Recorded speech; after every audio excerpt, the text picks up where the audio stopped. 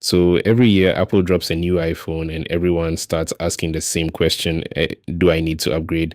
And most of the time, the honest answer is no. This is the iPhone 15 Pro. It came out almost 2 years ago. And I genuinely think it might be one of the best value iPhones you can buy right now. Stick with me because I want to show you why. Before the 15 Pro, there was the 14 series, and the 14 was Apple's first time using the dynamic island, that little pill-shaped cutout at the top of the screen that replaced the notch. Back then, people weren't sure about it, but now every iPhone has it. It just became normal. I think it was one of the best stunts that Apple had pulled. The 15 Pro is where things got genuinely interesting, though. Apple switched to a titanium body, which made it noticeably lighter and more premium in the hand. They finally moved to USB-C after years of stubbornly sticking to Lightning, and they bumped the main camera to a 48 megapixel sensor. These were proper upgrades. And here's something that I think a lot of people have missed. The iPhone 17 actually dropped the titanium body. So right now, if you want an iPhone with titanium, you're looking at the 15 Pro or 16 Pro. That's it. The newer model literally gave that up. One thing the 15 Pro introduced that I think doesn't get talked about enough is the action button. It replaced the mute switch that iPhones had forever, and you can set it to do basically whatever you want. Open the camera, toggle the flashlight, start a voice memo, trigger a shortcut. People were split on it when it launched, but I think most people have come around. It's one of those things you don't think you need until you use it every day, and then you miss it when it's not there. All right, let's talk performance. And this is where the spec sheets nerds are going to come for me in the comments, because there's a difference between what a phone can do in a benchmark and what a phone actually does in your hand. The 15 Pro has the A17 Pro chip, while the iPhone 17 has the A19. And on paper, the A19 is faster, but in real life, opening Instagram, scrolling Twitter, replying to texts, watching YouTube, both of these phones do that at the exact same speed, which is instantly. The 17 Pro isn't slow, and it was never slow.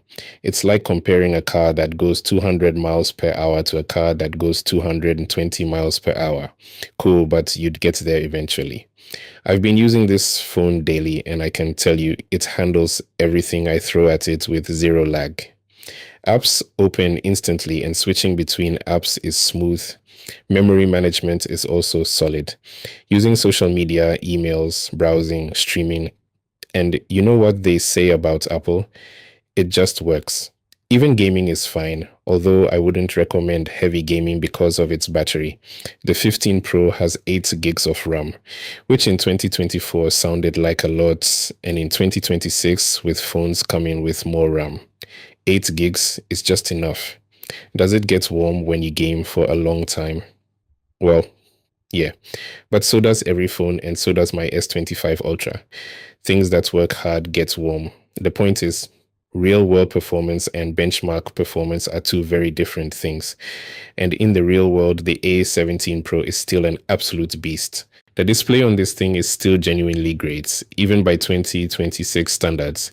It's a 6.1-inch OLED with ProMotion, which is Apple's name for 120 Hz.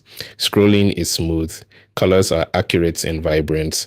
Brightness gets high enough that you can see it outdoors. If you're watching videos or going through photos on this phone, it just looks really good. It's exactly what you'd expect from a Pro device, and it hasn't aged at all. Now, this is the part that actually surprised me.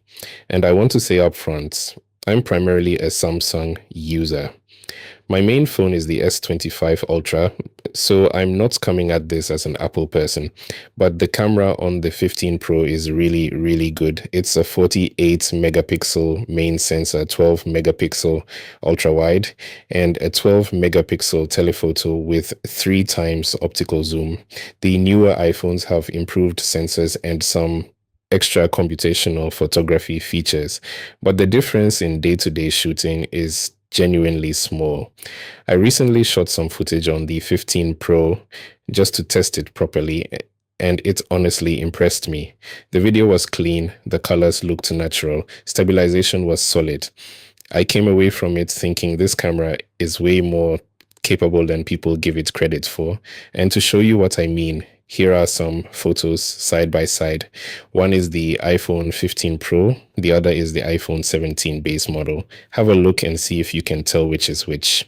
It's harder than you'd think, right? The differences are there if you pixel peep and really look for them.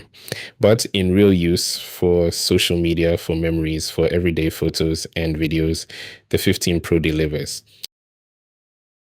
When it comes to battery life, it is decent and it'll get you through a full day of normal use without stress. It's a 3274 milliampere hour battery. Heavy gaming and extended camera sessions will drain it faster. But for the average person's average day, you're fine. It's not the longest battery life you'll find in a phone, but it's reliable. Software-wise, this phone is still getting full iOS updates and will continue to for years. Apple supports their devices for a long time, so you're not going to find yourself stuck on an old version of iOS anytime soon. All the new features, security patches, everything still coming to the 15 Pro. So is the iPhone 15 Pro worth buying in 2026? I think it genuinely is. And I want to be clear, I'm saying that as someone who uses a Samsung phone every day. I have no reason to push people towards iPhone. If you're on an older phone, something like the iPhone 12, which by the way still works well but is starting to show its age, then yeah, it's time to move on. And my honest advice is to seriously look at the 15 Pro before you automatically go for the newest thing. You're getting titanium that the iPhone 17 doesn't even have, a 48 megapixel camera that takes brilliant photos and video, the A17 Pro chip that handles everything without breaking a sweat, USB-C, the action button, a proper 120 hertz OLED display, and you're paying noticeably less than the latest model for all of that. That's not a downgrade. That's just being smart about what you spend.